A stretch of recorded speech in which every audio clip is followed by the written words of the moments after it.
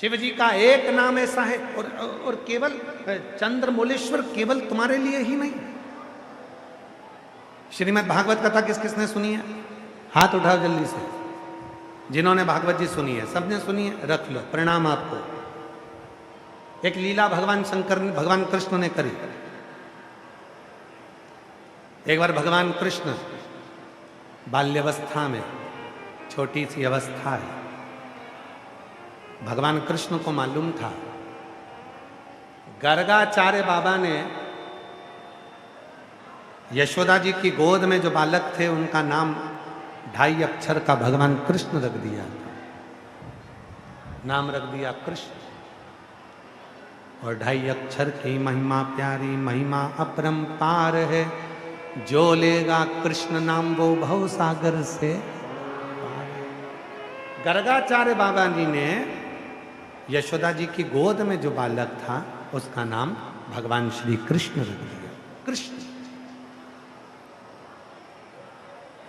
अब यशोदा मैया ने कहा कि बाबा मेरे बेटे के लिए कुछ बोलोगे नहीं? इसका भाग्य क्या कहता है, इसका भविष्य क्या कहता है?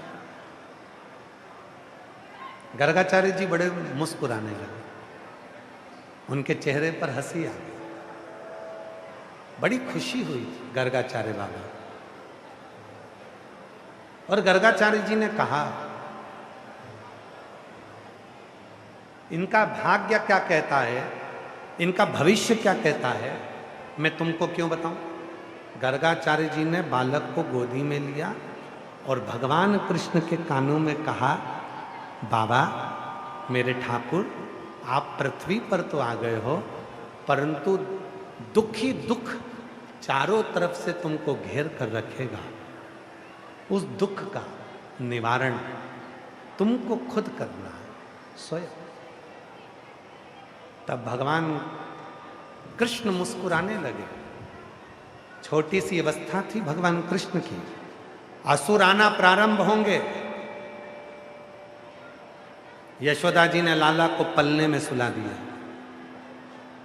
अब देखो चंद्रमौलेश्वर महादेव की लीला देखिए। यशोदा जी ने लाला को पलने में सुला दिया और पलने में सुलाया यशोदा जी ने, और भगवान कृष्ण ऊपर देखकर, आकाश में चंद्रमा को देखकर रोने लगे।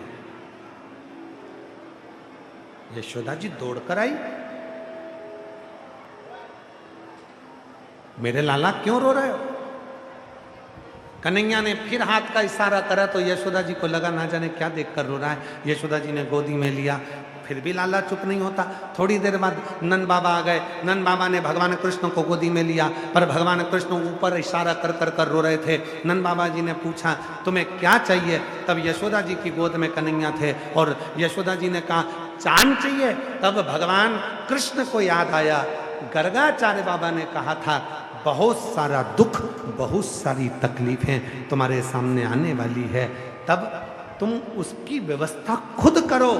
तो शिव जी को याद करा भगवान कृष्ण ने चंद्रमा के रूप में, चंद्रमौलेश्वर के रूप में उस चंद्रमा का स्मरण किया। चंद्रमौलेश्वर।